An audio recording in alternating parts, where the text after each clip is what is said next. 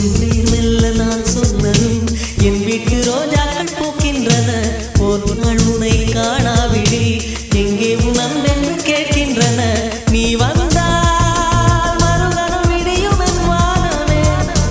மழையில் நீ நனைகையில் எனக்கு காய்ச்சல் வரும்.